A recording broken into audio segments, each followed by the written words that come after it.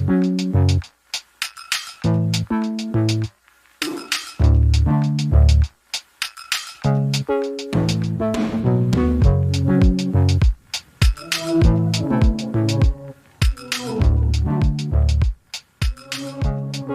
back to Never Did It. We're going way back to talk Way about back. some classic movies.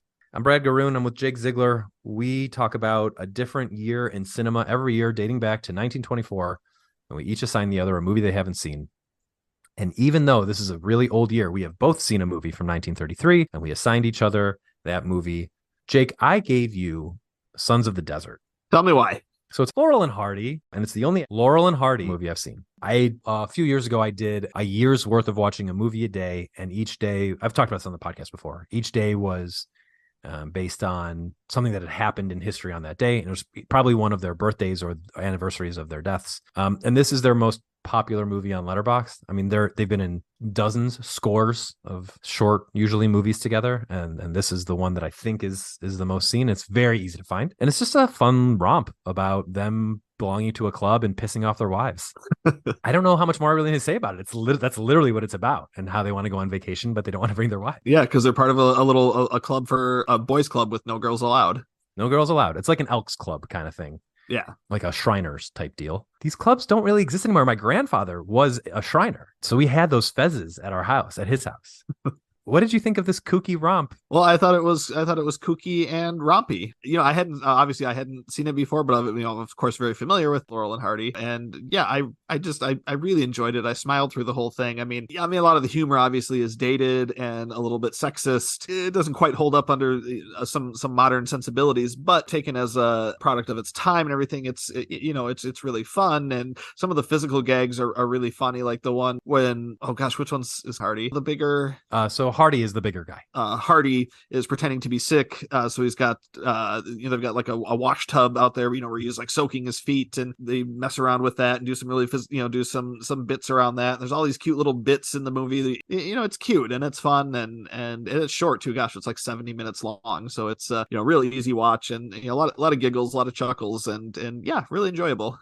So, could you know why Laurel and Hardy movies tended to be like an hour? I don't know why. Is there like a reason? No, I wouldn't ask you. I'm only asking because I'm genuinely curious. I wouldn't put you on the spot like that. Okay. One of my biggest pet peeves is when folks ask me a question designed for me to say, I don't know, so they can tell me.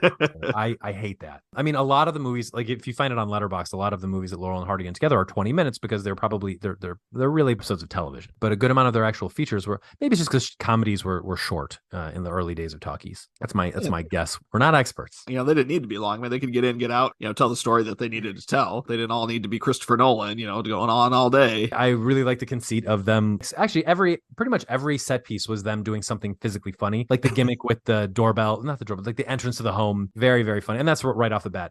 Really funny movie. Sadly, I don't have a ton to say about it. Do you have any experience with Laurel and Hardy aside from this? Yeah, I mean, I had seen a lot of it when I was younger. I'd come across it on Nickelodeon, probably like Nick at Night or whatever would show it, or whatever, or TV Land or whatever. I think those are, so yeah, whatever. It's all the same crap that doesn't exist anymore.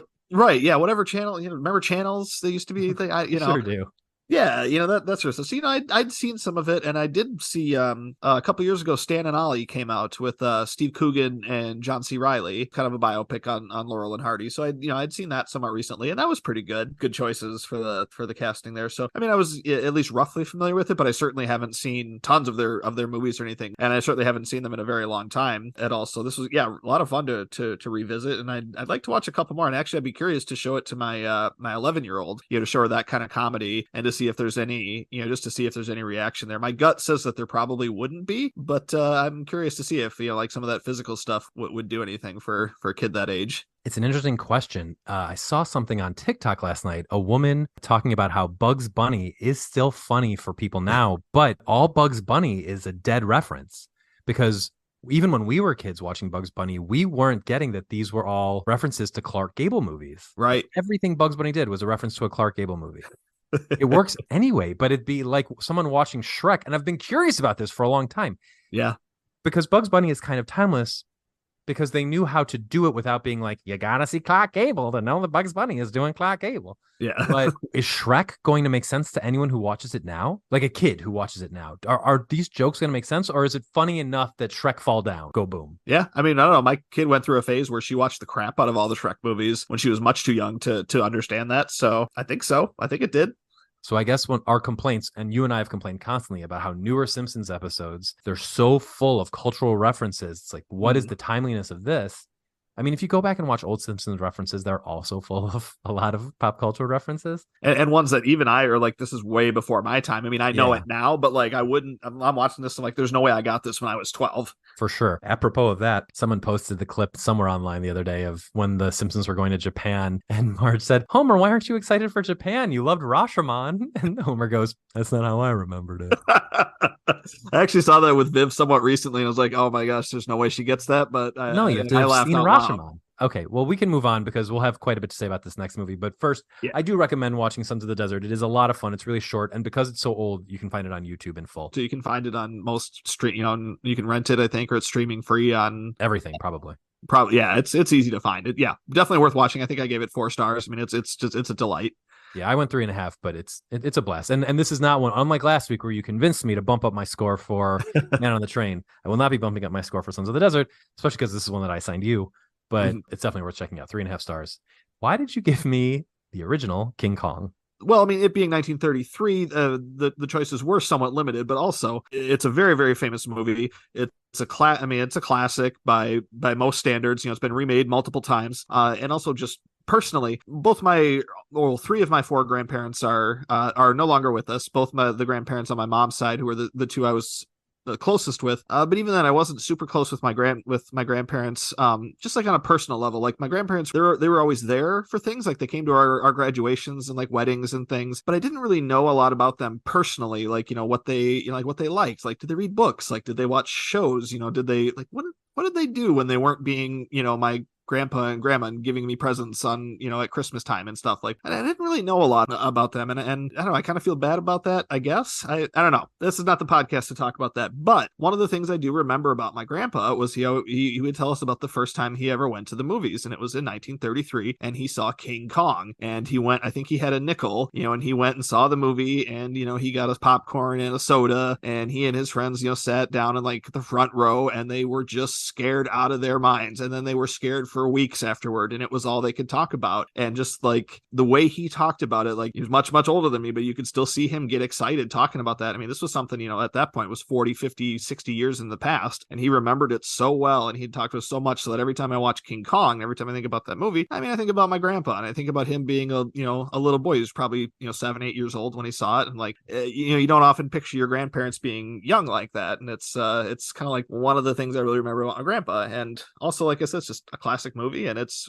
well worth watching, I think. Do you think he carried 5 Bs and asked for a quarter when he got to the theater because of the war? I think, yeah, he had 5 Bs that day. You only need 1 B to get into the movies, apparently. So You only 1 B. Yeah, maybe he had an onion tied to his belt. it was the fashion at the time. I was pretty blown away by the effects in this movie. It's mostly stop motion, and it works best when it's stop motion animation. I read that they developed new technologies to make the compositing in this movie work. And I would say that despite the fact that this is a 90-year-old movie, despite that fact, the compositing in King Kong is more convincing than the compositing in Mission Impossible 7 in the train scene, because that scene looks bad. Incredible. In fact, the only part of the movie where I thought it looked kind of cheesy was when they close-upped on the mechanical version of the King Kong head rather than just using a stop-motion version. And I'm not sure for what reason they thought they should do that. Like, why did they make that choice? Why not just keep doing the stop motion? Because I found the stop motion very convincing, even when there were sort of noodle-armed human characters in the stop motion. I was still drawn in by that. And I didn't need to see a split second of an actual person in the mouth of a very fake-looking mechanical head. Yeah. In fact, in the beginning of the movie, I thought it was just a guy in a costume that they were doing a close-up on, and then it became clear it was mechanical later. But the story's pretty compelling. I mean, at this point, you've probably seen the Peter Jackson King Kong or the Jeff Bridges King Kong. Jeff Bridges didn't direct it. I don't know who directed the I don't remember. Yeah. The 1970s King Kong. Or you've seen Skull Island, which is a totally different story than this King Kong. I actually think Skull Island's kind of stupid. Or you've seen King Homer, you know, on the Simpsons Halloween special. I mean, same storyline. Annie told me to watch that before we did this podcast, and I forgot to rewatch King Oh, Kong. I've actually seen it pretty recently. Viv and I watch the Halloween specials every so often. I'm so annoyed I didn't do it. It's so good. Crap. A lot of good it'll do our listeners, but maybe I'll rewatch it That's after. right. Anyway, they're really terrific effects, and the lead roles are all really well done. Well, I don't know if I bought the love story between Fay Wray and the leading man's characters, but it did move the plot forward in a way that wouldn't have worked without it. So I appreciate that. I like when the romances look. Everything doesn't have to drive a plot forward, but in a lot of older movies, you see love connections for the sake of them. Like a woman cannot be in a movie unless she's in love with a man in the movie, which is really frustrating. In this case, it motivates the man to go back for her when no one else wants to go back for her, and gives us some amazing fun. The fight scene between King Kong and the dinosaur is long. It's long. Yeah, I did not remember it being that long actually when I rewatched it this time. It's wild. I wrote that this T-Rex fight is insane, and they put it's very long, and they did it in 7 weeks. That's really fast. That's awesome. Yeah, it's pretty violent. I was surprised at how bloody it was. Yeah. This is pre-code, right? So this wasn't going to happen 10 years later. But there's some violence. The native characters are getting squished, and the sailor characters are getting eaten up. It's pretty wild. Yeah, there's like an anarchist. There's like this whole. I mean, it's madness. One complaint I could maybe see, like for me, again, this is a 5-star all-timer kind of movie. It does take about probably 30 to 35 minutes to really get into the meat of the movie. The third act is only 10 minutes long. Yeah, it does. That middle act, boy, is just incredible. There's so much cool stuff going on in there. But it does take a little bit for the movie to get going. I think, just kind of introducing all the characters and getting up to the island and doing all that. But yeah, once they get there, I mean, it starts popping off, I think that pacing would bother me less if more happened in New York, because once they get to the city, everything happens very, very, very fast. Yeah. And then the movie just ends. In fact, I found the ending pretty unsatisfying, and I don't have a connection with my grandfather for this movie. So to me, it's just like, this is the seminal King Kong movie. This is the kaiju movie that started all kaiju movies. Although King Kong was only 2 stories high in this movie, he's very small compared to modern monsters. And it's quite funny that King Kong versus Godzilla became a thing in the 70s, because to watch King Kong, it doesn't really make sense. He's not that big. His size fluctuates based on it's grown over the years. Oh yeah. And it fluctuates. Yes, it fluctuates a little in the movie, but he's never more than 20 feet tall, whereas Godzilla is the size of a building. Right. King Kong is pretty much like the size of a house. Yeah. So it's interesting that Toho decided to bring him into their cavalcade of monsters, because he's not, you wouldn't expect it, but it's post-war Japan. They want to have an American icon to defeat, which I totally get. But yeah, it's just kind of fascinating that was the case. And then now between Kong Skull Island and Godzilla versus King Kong, or Godzilla, whatever, King of the Monsters, whatever the hell that movie was called. Yeah, I can't remember all the subtitles. He grew even between those 2 movies, and they made a whole shtick about it. Like, anyone cares. Just like have him be big. It doesn't matter. But he's so absurdly big that you couldn't do the Beauty Killed the Beast thing in the new King Kong, because he wouldn't. We're ants. We're not doll. In the original King Kong, humans are dolls. In Kong versus the world, Mecha, whatever, we're ants. Was it Godzilla versus Kong, Never Stopping? Bingo. I believe it's called. Yeah. Nailed it. That's why these newer movies, there's no connection between the monster and the people. And that is what drives us. But the fact that this movie ends with I'm sorry, I don't care about spoilers for a 90-year-old movie. No. Kong's carcass laying on the ground, and the guy who instigated everything saying, it wasn't the airplanes that brought him down, 'twas Beauty killed the beast. And then fade to credits. There's no catharsis for, I mean, I guess the catharsis you get for the female lead and her man is that they reunite and they survive on top of the Empire State Building, but it all happened so fast. I didn't feel like it was really resolved. And what is the message of the movie? That Kong was horny, so he died? Not great. Not the greatest message. Yeah. I mean, maybe I'm misinterpreting it, but that's what that last line felt like to me. Yeah, it does. I mean, I'm not sure if that exactly was their intention, but that does kind of come across. Right. And also, like, look, there's a lot you can say about, like, is this the story of slaves being dragged to America? Okay, fine. That's interesting. But then that last line you're putting, then it's the slave's fault. That's not great either. Yeah. So I don't like that interpretation. I mean, and I think you'd be perfectly fine to say either of those things, but I didn't think that at the time, but that's what I've been thinking about since then. Well, I think what's interesting is that the sequel, I think, tries to cover some of that ground. I did watch Son of Kong, which I have, I bought like a 2-disc DVD set, like, I don't know, 10 years ago or 20 years ago, probably, that had both movies on DVD. And so I watched Son of Kong, and again, which is really short. It's only like 70 minutes long, and it came out 9 months after the first King Kong movie did. I think like the first King Kong was like March of 33, and Wow. the second movie also came out in 1933. I mean, they Wow. rushed that thing out, and it's not like today's movies where they're rushing out Marvel movies every 4 to 6 months and they look like crap. This movie again looks really good. Son of Kong looks great. There's a lot of really cool visual sequences in it, but the whole movie starts off like the second one starts off with the filmmaker or Carl Denham and the captain of the first ship. The in-universe filmmaker Carl Denham. Right. I'm sorry. Yeah. That is important. The in-universe filmmaker, the guy who wants to capture Kong, to put him on film and puts him on display in New York and all that. He and the captain of the ship that took him to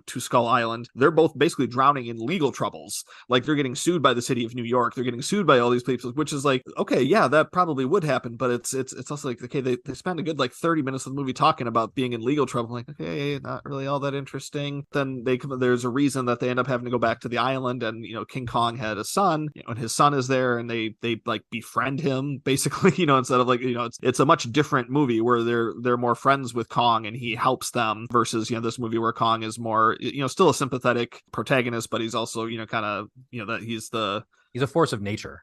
Yeah, more a force of nature than that. Whereas in the Son of Kong, like Son of Kong is straight up an ally, and he's small, right? He's like the size of a person. No, he's bigger. He's definitely bigger than them, but he's smaller than King Kong. Well, he is Donkey Kong Jr., not Donkey Kong. That's right. Yep, pretty much. I wonder if there was a time period in the last 100 years where a remake would have incorporated both movies' plots, and they would have done just like a big epic, because it kind of reminds me of the movie. That story would have reminded me of the movie Enemy Mine. Have you ever seen that sci-fi movie with Dennis Quaid? No, I'm familiar with it, but I haven't seen it.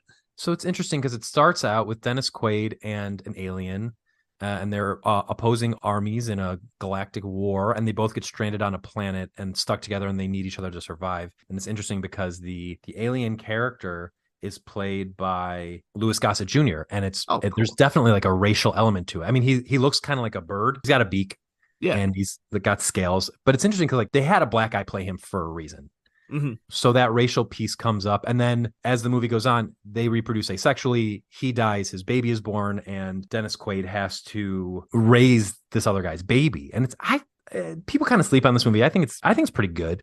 I wonder if there's a version of King Kong where, because the third act feels so short in the original, where that's the end of the second act, and then the third act is going back to Skull Island, getting the son, and that's whatever happened. I don't know Son of Kong, but whatever happens in Son of Kong that you just mentioned is the third act.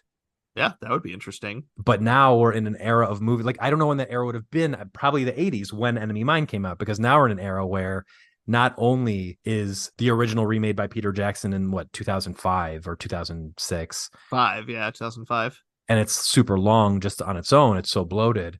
But then Son of Kong, like if you were to make it now, if you think about what Peter Jackson did with The Hobbit, he took a book and made it 3 movies. He would have made for King no Kong. reason. Well, the reason is money.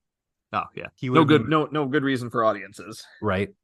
He would have made King Kong be 2 movies on its own, and Son of Kong be 2 movies on its own. Right. Like it would. So in today's era, it would get split up even more. Mm-hmm. Or truly in today's era, it would just be a miniseries. The whole thing would just be a miniseries. It's interesting to know like what would have happened had they done that in the 80s, but we'll never know because it didn't happen. Do you have more to say about King Kong? No. I just, like I said, I think it's, whether or not you think it's like a 5-star classic or anything. I mean, I think it's a classic of a certain sense, in words, and it's been, so imitated and so duplicated and, remade and everything. It's definitely worth taking a look at, seeing at least once in your life. Just the development of special effects in movies, if you're interested in that at all, this is such an important part of it. When we talked about The Thief of Baghdad, some of the special effects in that movie, it's very cool. It's all puppetry. This is a totally different level of technology that was burgeoning in the 30s and invented for this movie. So if you thought Avatar was cool or Way of Water was cool because James Cameron invented or helped bring along technology to make those movies happen, you have to watch King Kong because they did the exact same kind of thing. And I don't think it's a 5-star movie, but I was fascinated by it. I'm so glad that you had me watch it. Yeah, it's a cool historical artifact. Totally. I don't have a list for the 30s. Let me pull up what I have from the 30s. I have 41 films from the 30s. That's way more than me. I think I have like 7. And that's to say nothing of 1933 specifically. I think some of these are shorts, like Disney shorts. Right. Wow, from 1933, I have 10 films that were released. 10 feature films? I have 6 films from 1933. Well, lay them on us, buddy. I only have 3 features. One of them's Duck Soup. Oh, you know what? I've never seen Duck Soup. That's wild, bro. I know. That's crazy. It's All also right, crazy that I didn't give you because I haven't seen it since high school, but yeah. I can't believe you didn't watch that in a film class. Maybe I did, and I don't have it on Letterbox for some reason. I just don't remember it. I mean, that's very Mm. possible. I didn't give it to you because I'd seen Sons of the Desert much more recently. Oh yeah, But now I'm a little bit wishing I had given you Duck Soup. Well, no, I'm glad because every movie podcast about history yeah. talks about Duck Soup. Oh, and maybe I'll just look it up, and maybe I'll just watch it now on my own, just because I should. Yeah, you should. But tell me your top 7. All right. Six. I've got 6 features. All right. So number 6 would be Son of Kong. It's not great, but I gave it 3 stars. And then number 5 would be that year's Best Picture winner, Cavalcade, which again is not great, but it's okay. Number 4 would be a musical called 42nd Street. That's very good. Number 3 would be Sons of the Desert, which we just saw. Number 2 would be The Invisible Man, the original. It's really good, holds up really well. Very, very cool movie. Also, I have it at 5 stars. And then my number 1 would be King Kong. There now everyone has their homework, their 1933 homework. There you go. 6 movies. Awesome. Well, thank you so much for joining us on Never Did It. We will be back next week because that's when we come back with another year that we haven't decided on yet. If you want to know what is coming out next week, go to our Letterbox profile. You can find me at Brad Garoon on Letterbox. I think Jake, you're Jake Ziegler on Letterbox. Yep, it's Jake_Ziegler. And both of us have pinned to our profiles our Never Did It podcast list. You could also just search for the Never Did It podcast list. And the 2 movies that will be discussed on next week's episode are always at the top of that list. So check that out. And thank you for joining us for Never Did It.